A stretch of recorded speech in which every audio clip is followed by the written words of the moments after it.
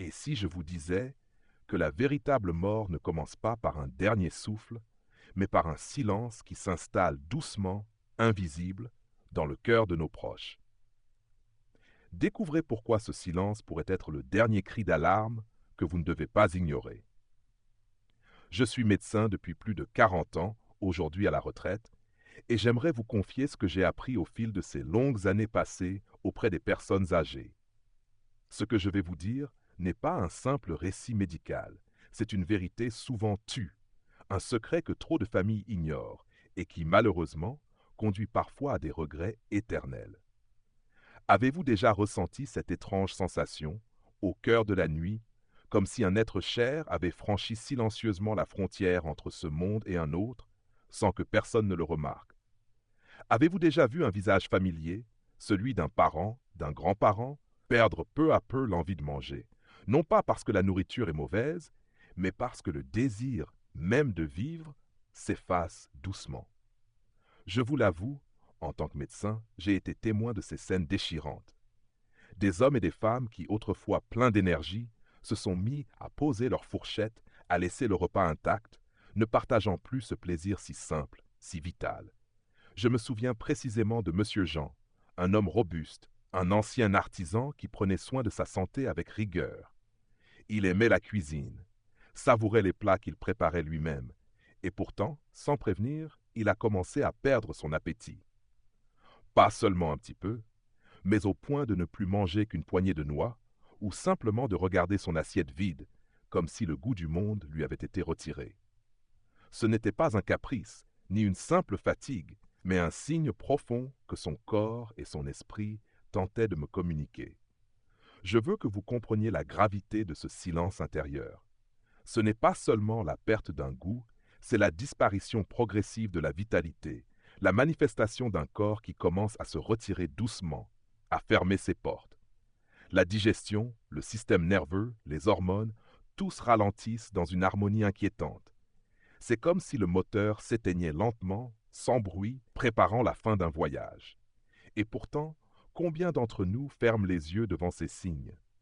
Combien se contentent de penser que c'est normal, que c'est l'âge, sans chercher à comprendre ce que cache réellement ce changement? Je vous exhorte à ne pas faire cette erreur. Ce n'est pas seulement une question d'appétit, c'est un appel à l'aide, un message silencieux que nous devons apprendre à décoder. Je sais que cela peut faire peur, que cela peut bouleverser. Mais rester dans l'ignorance, c'est risquer de perdre des moments précieux, de laisser partir ceux qu'on aime, sans avoir su entendre leur dernier murmure. Ce que je vais partager avec vous, c'est un guide pour voir au-delà des apparences, pour reconnaître ces premières étincelles d'alerte, afin que vous puissiez agir, accompagner, aimer. Si vous souhaitez que je continue à vous dévoiler ces vérités, ces expériences et ces conseils qui pourraient transformer la vie de vos proches et la vôtre, je vous invite à vous abonner à cette chaîne. Chaque semaine, je partagerai avec vous ce que j'ai appris au fil des années, avec l'espoir que cela puisse faire une différence. Maintenant, avant d'aller plus loin, permettez-moi de vous poser une question simple, mais profonde. Lorsque vous voyez une personne âgée perdre l'appétit, pensez-vous que c'est principalement dû à A, un simple changement normal lié à l'âge, ou B, un signe que son corps prépare un changement plus profond et inquiétant? Je vous invite à répondre en commentaire par A ou B et à partager vos réflexions.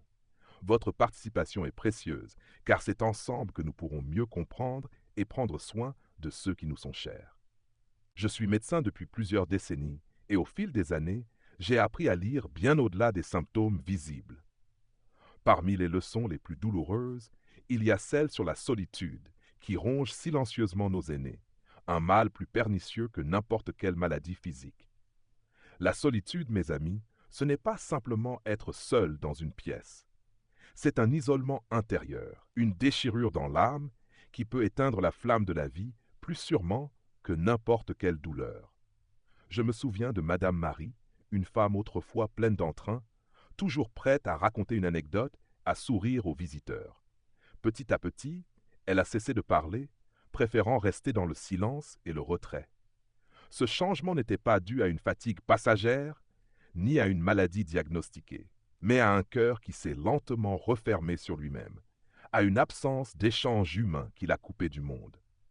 Dans ma pratique, j'ai vu trop souvent ces cas où la diminution des interactions sociales précède un déclin rapide de la santé physique. L'esprit s'enferme, la joie disparaît, et parfois la volonté de vivre s'amenuise. Ce que j'appelle le syndrome du retrait, cette forme de renoncement à la vie se manifeste souvent par un désintérêt pour les activités, une réduction des conversations, voire un repli total sur soi. Beaucoup croient qu'il suffit de forcer ces personnes à parler, à sortir, à manger, mais c'est un piège. La véritable clé réside dans la qualité de la relation, non dans la quantité d'interactions. Il faut offrir une présence apaisante, un espace où l'aîné peut se sentir écouté sans être jugé ni pressé. Parfois, rester simplement à ses côtés, dans un silence partagé, vaut plus que 1000 paroles. J'ai rencontré des familles désarmées qui, face à cette situation, optaient pour la pression ou la frustration, croyant bien faire. Mais imposer une compagnie ou une activité, quand le cœur n'y est plus, ne fait que creuser un peu plus le fossé. Il faut une approche douce, empreinte de respect et de patience, qui donne à la personne âgée le temps de renouer avec son environnement à son rythme. Les souvenirs jouent un rôle essentiel dans cette reconnexion. Rappeler des moments heureux, évoquer des anecdotes d'antan, écouter leurs récits avec sincérité, tout cela ranime des étincelles de vie.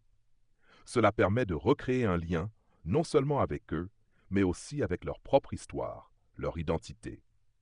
C'est souvent dans ces échanges que j'ai vu renaître une étincelle d'espoir, une motivation à retrouver le goût des choses. Le plus difficile, en tant que médecin, est de voir cette souffrance invisible, celle que l'on ne peut ni prescrire ni soigner facilement. La solitude est un cancer du cœur, et le remède, c'est l'amour véritable, l'attention sincère, la présence authentique. C'est pourquoi j'insiste tant sur l'importance de ne pas laisser nos aînés s'éteindre dans l'oubli. Je vous invite, chers auditeurs, à prendre conscience que le temps passé avec une personne âgée, même dans le silence, est un trésor inestimable. Ne sous-estimez jamais le pouvoir d'un regard bienveillant, d'une main posée doucement sur un genou, d'un simple moment partagé sans mots. Au fil de mes années de pratique en gériatrie, j'ai appris à ne jamais sous-estimer les petits signes que le corps d'une personne âgée peut offrir, souvent avant même que la maladie ne se manifeste pleinement. Ces indices, parfois subtils, sont autant de messages silencieux que le corps envoie quand il commence à faiblir. En tant que médecin, il est de mon devoir, mais aussi de mon privilège, de déchiffrer ces signaux avant qu'ils ne deviennent irréversibles. Je me souviens d'un patient, Monsieur Pierre, un homme d'apparence robuste, toujours souriant et actif, qui venait consulter pour des douleurs banales. Ce qui avait d'abord attiré mon attention n'était pas ses plaintes habituelles, mais un détail que beaucoup auraient ignoré. Ses ongles étaient cassants, marqués de fissures et légèrement décolorés. Pour un œil non averti, cela pouvait paraître anodin, mais pour moi, c'était le reflet d'un déséquilibre interne profond. Les ongles, tout comme la peau, sont en effet le miroir de notre santé intérieure. Une défaillance au niveau du foie, des reins, du cœur, ou même une carence nutritionnelle peut se révéler à travers eux. J'ai appris à observer ces petits signes avec la plus grande attention. Le moindre changement dans la texture, la couleur ou la forme peut être un indice précoce d'un trouble sous-jacent. Ces observations m'ont souvent permis de poser des diagnostics avant même que les symptômes classiques n'apparaissent. J'ai vu des patients avec des ongles en forme de cuillère, signe d'une anémie sévère, d'autres avec des stries noires évoquant des troubles circulatoires liés au diabète. Parfois, des taches jaunâtres ou une peau très sèche m'ont alerté sur des problèmes hépatiques ou rénaux. Chaque détail, si infime soit-il, racontait une histoire, un avertissement. La voix et le regard ne sont pas en reste.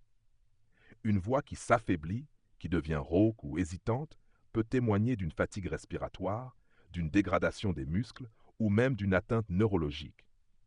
Le regard, souvent appelé la fenêtre de l'âme, peut lui aussi perdre son éclat. J'ai observé des yeux ternes, embués, signe de maladies dégénératives, de troubles visuels ou simplement d'une fatigue profonde du corps. Ces manifestations extérieures ne sont pas simplement des symptômes. Elles sont la traduction d'un déséquilibre global. En vieillissant, nos organes s'usent, notre système immunitaire s'affaiblit, et ces changements visibles sont comme les premiers feux rouges sur la route de la santé. Mais ce qui m'a le plus marqué, c'est la manière dont ces signes peuvent passer inaperçus, ignorés par les familles ou même par les professionnels de santé. Combien de fois ai-je entendu « Oh, c'est normal à son âge » ou « Ce n'est qu'une petite fatigue ». Pourtant, pour moi, chaque anomalie mérite une attention particulière, car elle peut sauver une vie ou prolonger la qualité des jours. J'ai toujours conseillé à mes patients et à leurs proches d'être vigilants, d'observer ces changements et de ne jamais hésiter à consulter. Un examen régulier, des bilans sanguins, un suivi des fonctions cardiaques, rénales et hépatiques peuvent faire toute la différence. L'alimentation joue également un rôle crucial. Sans les bons nutriments, le corps ne peut plus réparer ses tissus, renforcer ses défenses ou maintenir ses fonctions essentielles. C'est pourquoi je préconise une diète équilibrée, riche en protéines, vitamines, minéraux et acides gras essentiels.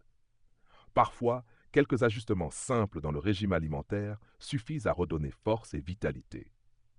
La vaccination, souvent négligée chez les personnes âgées, est une autre arme essentielle. Elle protège contre des infections qui, bien que bénignes chez les plus jeunes, peuvent être dévastatrices pour un organisme affaibli. Je rappelle toujours l'importance des rappels annuels, notamment contre la grippe et le pneumocoque. Enfin, le mouvement, même léger, est une clé pour maintenir la circulation sanguine et stimuler les fonctions corporelles. Marcher quelques minutes chaque jour, faire quelques exercices doux, masser les extrémités du corps, tout cela aide à nourrir les tissus et à prévenir l'aggravation des symptômes. Je veux que vous compreniez que ces signes physiques, bien qu'ils paraissent parfois insignifiants, sont les messagers d'un corps qui lutte. Ils nous invitent à agir avec douceur, avec respect, mais surtout avec vigilance. Je vous encourage donc à observer vos proches, à ne pas négliger ces petits détails qui pourraient sembler anodins. Le regard d'un œil expert, un suivi médical régulier, une attention portée à ces signes sont autant de gestes d'amour qui peuvent changer le cours d'une vie. Au fil de ma carrière, j'ai compris que la maladie ne se manifeste pas seulement par des symptômes physiques. Elle s'inscrit aussi profondément dans l'âme, dans le cœur, dans la mémoire. En tant que médecin, je ne soigne pas uniquement des corps, mais des vies, des histoires, des parcours. Et c'est souvent dans les derniers instants que l'essence même d'une personne se révèle de la manière la plus poignante. Je me souviens de M. Louis, un homme rigide, un père sévère dont les paroles étaient rares, mais dont le regard exprimait une tendresse que peu avaient perçue. Lorsque sa santé a commencé à décliner, il a surpris ses enfants en partageant avec eux des souvenirs oubliés, des anecdotes du passé, des conseils empreints d'une sagesse longtemps silencieuse. Ces moments n'étaient pas de simples bavardages, mais un testament, un legs immatériel qu'il voulait laisser à ceux qu'il aimait. Ce legs, cette mémoire, ces mots deviennent pour nous, familles et soignants, des trésors inestimables. Ils nous rappellent que chaque personne porte en elle un univers, un récit unique qui mérite d'être écouté et préservé. Enregistrant la voix, écrivant les souvenirs, chantant les chansons préférées, nous tissons une toile de liens qui dépasse le temps, qui relie les générations. Mais préserver cette identité demande aussi de respecter la volonté et la dignité de nos aînés. Leur permettre de choisir, même dans les plus petits détails, de décider ce qu'ils veulent manger, comment ils veulent s'habiller, quelles activités ils désirent entreprendre.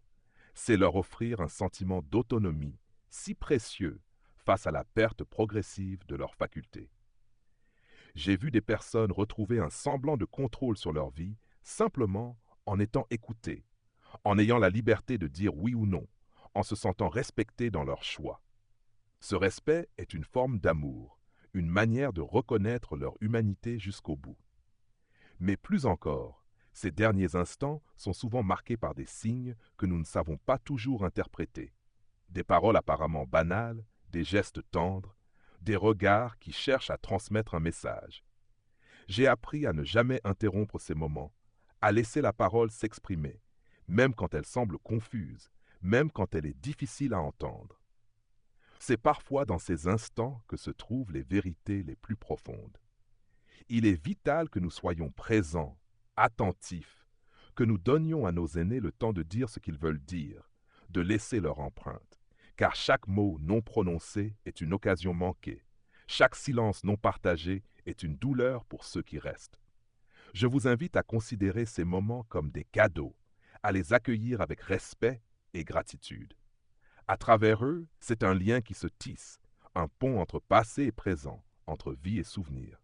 Au fil des années passées auprès de mes patients âgés, j'ai appris que la vieillesse n'est pas une maladie, mais une étape de la vie qui mérite d'être vécue avec dignité, respect et amour. En tant que médecin, mais aussi en tant qu'être humain, j'ai vu tant de fois des corps fatigués et des esprits affaiblis renaître, ne serait-ce qu'un instant, grâce à la présence sincère d'un proche, à une parole bienveillante ou à un geste simple mais chargé de sens. Ce que j'ai compris, c'est que nos aînés ne demandent pas des prodiges ni des soins extravagants, mais simplement d'être vus, entendus et aimés. Le véritable soin commence par cette attention profonde, cette capacité à être là, à partager le quotidien, à écouter sans juger. Une main posée doucement sur une épaule, un regard qui soutient sans dire un mot, un repas partagé en silence, peuvent faire plus pour leur bien-être que tous les médicaments réunis. La qualité de vie d'une personne âgée repose sur 4 piliers fondamentaux. Une alimentation équilibrée et adaptée à leurs besoins, un sommeil réparateur dans un environnement apaisant, une activité physique douce et régulière, et surtout un lien affectif fort avec leur entourage. Chacun de ces éléments est indispensable pour préserver leur santé, leur autonomie et leur joie de vivre. J'ai souvent encouragé les familles à ne pas considérer les petites choses comme insignifiantes. Marcher 15 minutes autour du jardin, s'asseoir ensemble pour une conversation, revisiter un album photo, préparer un plat traditionnel sont autant de moments qui nourrissent l'âme autant que le corps. Car à cet âge, l'âme a besoin d'être réchauffée. Elle a soif de souvenirs, de rires partagés, de tendresse. Mais ce qui me touche le plus, c'est lorsque je vois des personnes âgées qui retrouvent la force de vivre simplement parce qu'elles savent qu'elles comptent, qu'elles sont encore indispensables. Leur sentiment d'utilité, leur place dans la famille et dans la société sont des carburants essentiels qui prolongent leur existence au-delà des limites physiques. Je vous invite donc, vous qui écoutez ces paroles, à prendre le temps chaque jour d'être véritablement présent auprès de vos aînés. Ne laissez pas les journées s'égrener dans l'oubli ou la solitude. Cherchez à comprendre leurs besoins, leurs peurs, leurs joies. Offrez-leur votre patience, votre douceur et votre écoute. Si vous êtes confronté à la maladie ou au déclin d'un proche, sachez que votre soutien moral est aussi vital que tout traitement médical. Accompagner quelqu'un dans ces derniers temps, c'est lui offrir la paix, la dignité et l'amour qui transcendent la douleur. J'espère que ces mots vous toucheront et vous inspireront à chérir chaque instant avec ceux qui ont tant donné. Pour continuer à partager ces expériences, ces conseils et ces histoires de vie, je vous invite à vous abonner à cette chaîne. Ensemble, cultivons la bienveillance et la connaissance pour faire de la vieillesse une saison pleine de sens. Avant de conclure, laissez-moi vous poser cette dernière question. Selon vous, la meilleure façon d'accompagner une personne âgée dans ses derniers jours est-elle de A. Lui prodiguer tous les soins médicaux possibles, même invasifs. B. Privilégier son confort, son bien-être émotionnel et sa dignité, même si cela signifie limiter les traitements. Répondez par A ou B dans les commentaires. Vos réponses enrichissent ce débat essentiel sur la fin de vie. Je vous remercie de m'avoir écouté et je vous souhaite de trouver la paix et la lumière dans chaque rencontre avec vos proches. Au terme de ce long parcours à vos côtés, je souhaite vous laisser avec une réflexion profonde, née de toutes ces années passées auprès de nos aînés. La vieillesse n'est pas une fatalité à subir dans l'isolement ou la souffrance, mais une étape humaine à honorer avec respect, compréhension et amour. À travers chaque regard, chaque geste, chaque parole, c'est toute une vie qui se raconte, qui cherche à transmettre son message avant de s'effacer doucement. J'ai vu tant de fois comment la perte progressive de l'appétit, le retrait social, les signes physiques discrets et les derniers mots murmurés portent en eux un langage silencieux mais puissant. Ce langage, c'est celui du corps et de l'âme qui demande à être entendu, à être accompagné. Ignorer ces signaux, c'est risquer de laisser partir nos proches dans la solitude, le regret ou même la douleur inutile. La leçon la plus précieuse que je peux vous transmettre, c'est que le soin véritable ne se limite pas aux traitements médicaux ou aux gestes techniques. Il commence dans la qualité de la présence, dans l'attention portée à chaque détail, dans le respect de la personne dans son intégralité, corps et esprit. Écoutez vraiment, regardez avec bienveillance, être là sans attendre rien en retour. Voilà le plus beau cadeau que l'on puisse offrir à ceux qui nous ont tant donné. Dans notre monde souvent pressé, où le temps semble manquer, je vous invite à ralentir, à retrouver ce temps qui fait toute la différence. Ce temps passé à partager un repas, à évoquer un souvenir, à tenir une main tremblante est un investissement d'amour qui enrichit autant le donateur que le receveur. Ne sous-estimez jamais la puissance d'un simple moment humain. Appliquer cette sagesse à notre vie quotidienne demande un effort conscient. Il s'agit d'apprendre à observer, à ressentir, à répondre avec douceur. C'est aussi accepter que la fin de vie est un processus naturel, souvent marqué par des instants de fragilité, mais aussi de beauté. Accompagner, ce n'est pas toujours guérir, mais offrir la paix, la dignité et la chaleur humaine. Pour vous aider à intégrer ces valeurs, je vous propose quelques pistes concrètes. Prenez chaque jour quelques minutes pour être pleinement présent avec un proche âgé. Pratiquez l'écoute active, sans interrompre ni juger. Apprenez à reconnaître les signes subtils de fatigue ou de souffrance. Et n'hésitez jamais à solliciter un avis médical en cas de doute. Cultivez la patience et l'empathie comme des vertus essentielles. Maintenant, j'aimerais vous poser une question simple mais importante. Quelle est selon vous la chose la plus précieuse que vous puissiez offrir à une personne âgée dans votre vie? Je vous invite à partager votre réponse dans les commentaires afin que chacun puisse s'enrichir des idées et expériences des autres. Si ce contenu vous a touché, je vous encourage chaleureusement à vous abonner à cette chaîne pour recevoir d'autres partages et conseils qui peuvent transformer la vie de vos proches et la vôtre. Votre soutien, qu'il soit par un simple abonnement ou par un don, même modeste, est une source d'encouragement immense pour moi, un médecin retraité qui souhaite encore consacrer du temps et de l'énergie à cette cause noble. Chaque geste de votre part me permet de continuer à diffuser ces connaissances, à sensibiliser et à offrir des outils pour mieux accompagner ceux qui ont tant bâti avant nous.